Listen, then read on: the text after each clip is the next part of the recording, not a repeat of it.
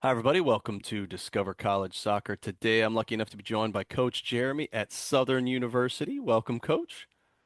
Thank you, Matt. Great. Appreciate your invite. Yeah, no, it's great talking to you. I've had the pleasure of talking with several of your SWAC counterparts over the last few years, so good to get another one under the belt. But hey, so we're talking here. It's June 11th. Um, this won't be live for a little while, but so I want to set the stage. But at this time of year, just out of curiosity, are you completely done with your class of 25s, or is there still maybe one or two hanging out there right now? I always say it's always one or two hanging. We just got we are done, but if that one or two come and say, "Hey, I'm ready, I'm committed," and they look good to fill in, then we're gonna go get them. But yeah, we're definitely done for the Yeah. most part. Well, with that said, I mean, is there a roster size that you find is ideal that you're trying to hit each year, or is it fluid just based on the year? Well, most of the years have been between 28, 30. Um, but when they're coming to a point where they are forcing about to force us to that cap. So I mean, I'm really good with 28. Um, the thing is just making sure that we stay healthy all the way through the end, and that's just been my biggest mindset. I mean, 28 to me is good enough. I just think when it comes down to as they getting older, body is getting worn out a little bit. You have to think about those injuries, whether they big or small, and things like that. So, um, we try to do our best in the non-conference games, in the conference games, to try to not maximize the players' playing time, but get it to a point where we are using multiple players, even if we have to sit somebody out and things like that. So it's just going to come. I think when it comes down to that 28, it's just going to come to a point where you want to look at those little small things more than just trying to win those games at that moment. Yeah, no, that makes sense. Well, in terms of your recruiting, I mean, if you look at your roster, it looks like you have some kids from junior college, you have some transfers. Obviously, the transfer portal has been nuts over the last couple years. So how does that kind of come into your recruiting mindset and how you go about each year? Well, I mean, you have to look at it from the higher point. They still want us to win. So, uh, but I'm always been the coach to bring them in and give them that opportunity where they want to develop, that they can develop in the game. So I don't think it changes.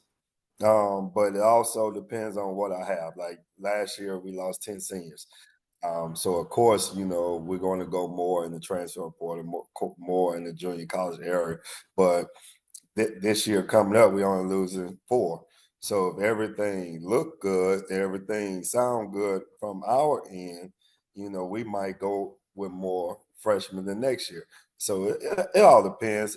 But the goal is to still win and everything. So it's all about what can get us to that point where we competing at the end. Okay. Well, when you're looking for those more traditional freshman recruits, where is it that you like to go? What tournaments are on your must-hit list? Where are you looking for players? I mean, everybody gonna say those the ECNL, the GA, and things like that. Um, I love the Houston and Dallas area, where the whole Texas area. I love to go out there. We are a lot of international, especially in the Canadian area, where we built some relationships. I have some relationships in Florida with my assistant coaches. Being out there, and like I say the international boat, but we don't, for us, being that in this level with us, we don't hold out with no area. We just, we're just recruit as we see fit for us in there, and as what the see fit for the team and everything. I have a few players from the California area and everything. But the biggest area is trying to stay close to home and things like that. Okay. Well, whether it's I guess next question is, do you guys do ID camps, or do you or your staff work external ID camps, and how important are they in your overall recruiting process? Oh, we do have one. We always do at the end of July, which we'll have this year, July 26th and 27th, and everything. But I think our biggest mindset is going to these ID camps. My assistant coach right now, she's down the street at LSU. I do a few of them where they're, I just did one in Italy, an international soccer camp with Exact Sports, where that was a good fit for us with some players that, normally we won't be able to see, but we able to bring in. I do camps with CCSU and things like that, but for us, I think on the HBCU side, doing camps and everything, I think it's more of mixing it up every year.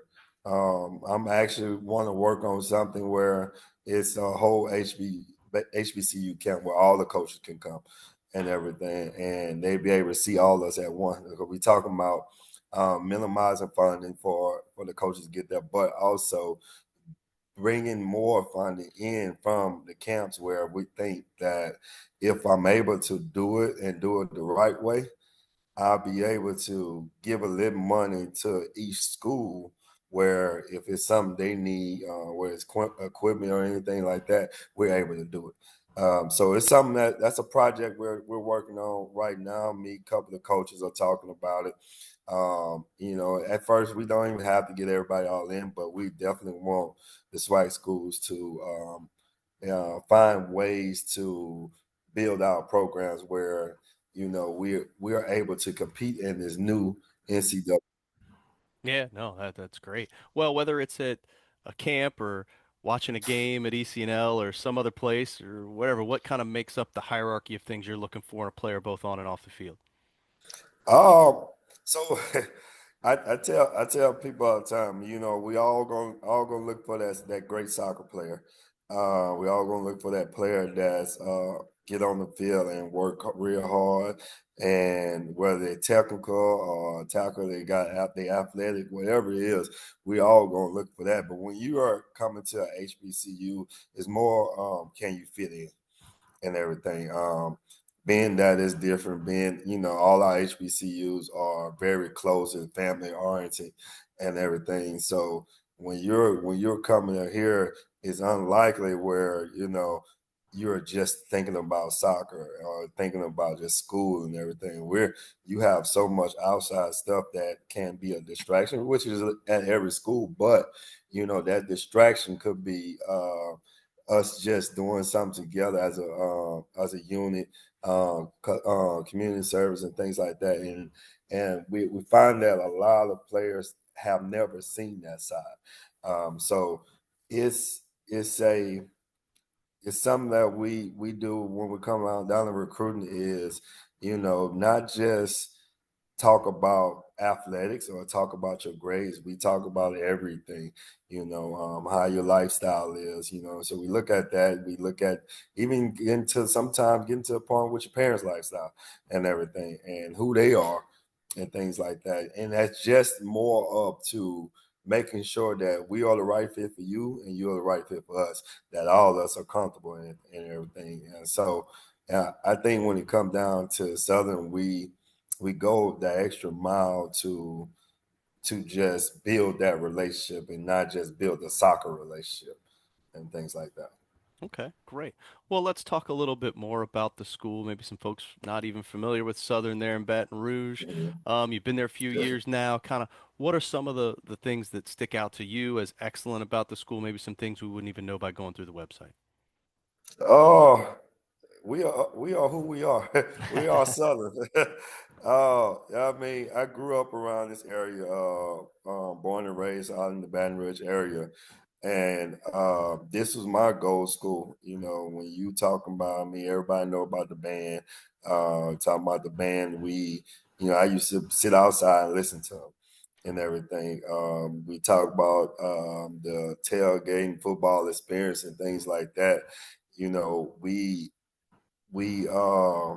grew up around here where we walked around the school, but when it come down to the university, when it on soccer side and things like that, nobody really know that we even had a soccer team, which we was came in 2003. And I still to this day, just the other day, I think that was Monday, I got the question like, and the lady said, I didn't even know Southern had a soccer because I had a soccer shirt on. I didn't know Southern had a soccer. And then she asked me, was I one of the dads? I said, well, I'm the big dad, you know. But, you know, those type of things that a lot of people don't know. And it's because we don't get out as much as we should and everything. Some people can say funding, some people say a lot of things, but it's just something that we never really did. We go catch games as we see fit and things like that, and build relationships that we see fit. But the overall, the Bluff is going to be the Bluff. We're going to be a family school where we are very close. I can walk around and you know, speak to people and have conversations like, you know, we grew up together and things like that. You know, it's something. It's more than just a university. It's the history, the family oriented, and the lifestyle we just live. It's just, you know, it's something that you're gonna always make memories about. Yeah, for That's sure. one of the questions I could keep going and Yeah, going yeah. over and over. It So sounds like it. I'm sure. I'm sure. yeah, so Well, I wanted to go ahead and just stop, but I mean that's that's who it is. We are Southern, and that's who we are. I love it. I love it. Well, you know mentioned this a little bit earlier, and I've got some firsthand experience. My daughter's gone to an H camp at an HBCU, and Mhm. I've talked, like I said, I've talked to several of the coaches in the SWAC, and you know it is very much uh, a unique conference, unique schools, Yeah. and with all that history. And so, talk to me a little bit about being an HBCU in terms of, you know, creating a soccer program, because when you look at the rosters across all the SWAC schools, it's way more diverse than just uh, you know what maybe is the demographics of the school itself, right? So Right. how does that work? How do people you know how do you navigate that as a coach, and how do the players kind of navigate that as recruits coming in? Well, I mean, we as a coach, and I look at it more as the love we have amongst each school. You know, we are a family with the other universities in the HBC and the SWAC and everything. I could go, you know, I could go call coaches in our conference and have a conversation. I could go eat with them and things like that. Once game time start, we are rivalries and everything. Everybody look at us as Grambling rivalry or Jackson State rivalry and things like that. And yes, you know, those one of the games that I don't have to get the team ready for. Those ones they wake up ready to play. But every team we play in the conference, we play it as like it's a rivalry game. You know, we find something that they didn't did or something about their school that we talk about all week where we say, hey, you don't like these people over here and everything. But at the end of the game, it's hugs and fun because at the end of the day, you know, some of these young ladies came from the same club or the same high school because we are recruiting. Our recruiting area, you know, at one point was so tight where I probably talked to somebody on every team in the conference and everything. So, you know, when they came for a visit, they probably visit with a player that, you know, that was coming in at the same year, or they met the returning players that was already here. So it's still, you know, even though we are Southern, they are the other schools, it's still just like a big old family and everything. Like I could go play Howard today and be like, man, we're gonna play this as like a rivalry game because of what we had years ago and things like that. So uh, that's the amazing part about the recruitment, the amazing part about being at the HBCU is because it's a family thing that we can steady keep talking about and things like that. I got a guy that went to Alcorn and he tell me every year, man, we're gonna get you, we're gonna get you. And after the game, I give him a call. And, I wait till next year. I give something like that. But when I watch Alcorn recruit this year, I'm like, man, they they don't look bad and everything. But that's the love that I have for each and every school, and I think that's the same. Each coach would say the same thing and everything.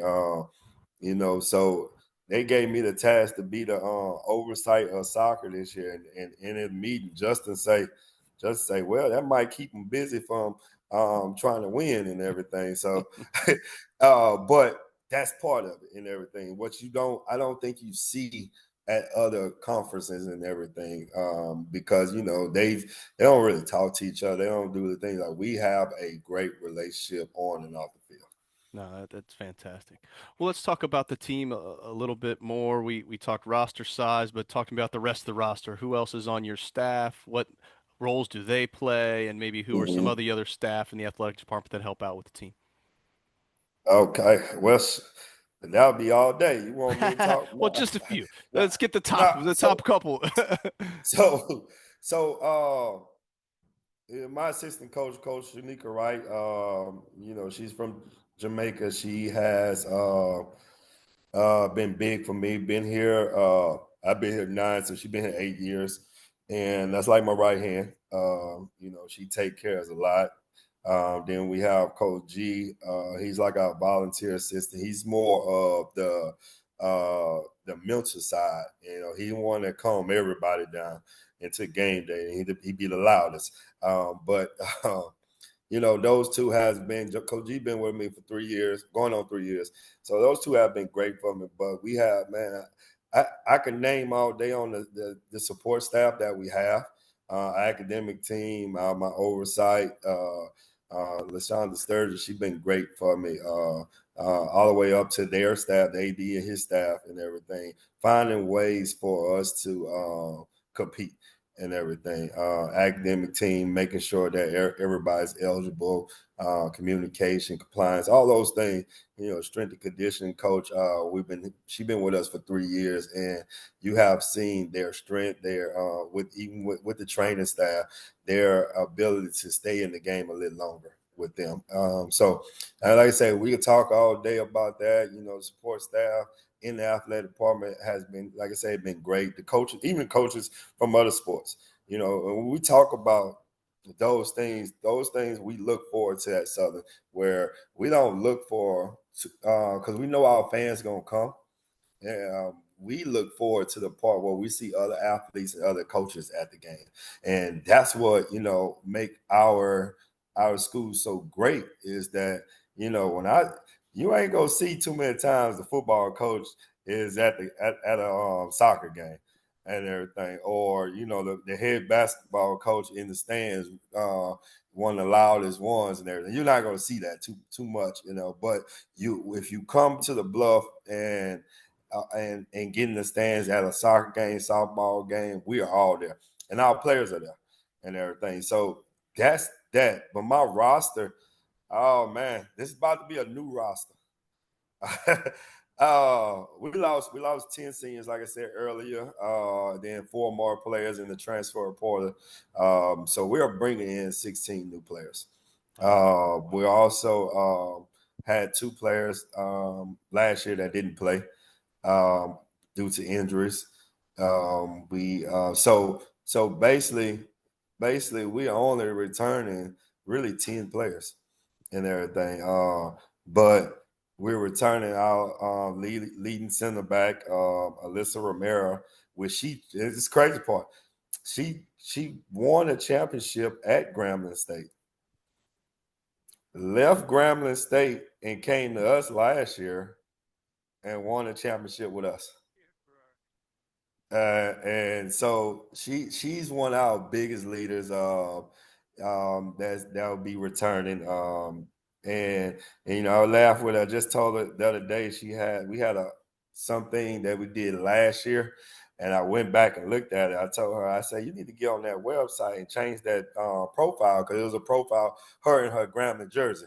And so you gotta go change that. We can't promote you and you have that jersey. Oh, coach, let me go ahead and do that right quick. But we still laugh about those things. But when it comes on the field, watch her grow. Even from the time even last year when we finished the season two, now to watch her grow because she know that we lost those 10 seniors and she have to step up and be a leader and everything. That been great for us. And we haven't even started the season yet. But we have a lot of players that Nate Roberts, she'll be back in our center mid area where she came in from a junior college and was kind of started out slow because she couldn't score. She was frustrated, things like that. But she's been working hard. And like I say, the one Gia Johnson missed the last year season due to ACL injury, but the year before that, she made second team all conference. So we happen to have her back, and we have some more we can talk Yeah, about. But no, like our transfer group coming in, I think we got some good players coming in, uh, and we got some good freshmen coming in. Not gonna bring too much on their part because I don't want them to see it, and yeah, I yeah. put pressure on them. Understood, But understood.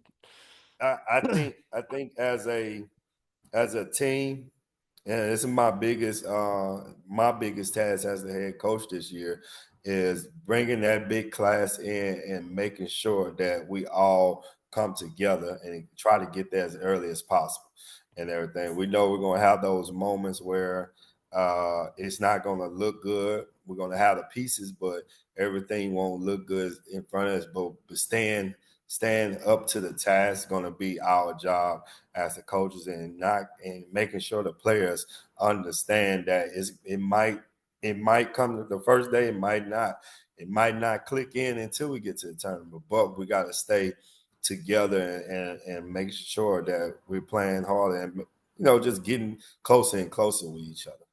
And I I think love it. that's the game of soccer. Yeah, absolutely. Love it, Coach. Well, really appreciate your time. You've given us a lot of great info. Going to leave you with one last question, and that is if you had one piece of advice for any girls going through this recruiting process right now, what would that be? Mhm. Um, the biggest thing I tell players all the time is be comfortable where you're going. Don't go to the university for that coach. Go to the university because you want to be at that university.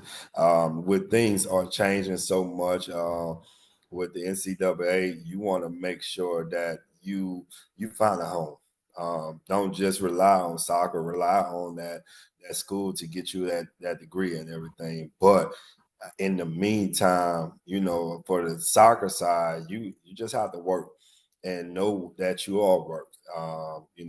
Everybody don't go D1, uh, but I tell people all the time that they have some schools that can compete or beat some D1s around here. So don't be afraid to listen to what they have to say to you and open your mindset to go to those universities. But just the biggest thing in that whole process is just keep working. Love it. Love it. Well, Coach, thank you so much. Wish you the best of luck. Appreciate you. Hopefully, you'll get back to that NCAA tournament this year. And if you get down to any of the events here in Bradenton, make sure you give me a Yes, sir. shout, all right? We'll do. We'll do. I was down there two summers ago at the IMG camp with Yep. what's that with Exact, and we did that. And the crazy thing was right after I left, that's when the storm happened in I think that was Sarasota, Yep. and so I was grateful to be out of there, but I prayed for y'all during that time. I appreciate But it. We thank had you, appreciate you. too many storms this past year, so I'm hoping this summer's a little bit better. All right. Thanks, I hope Coach. so.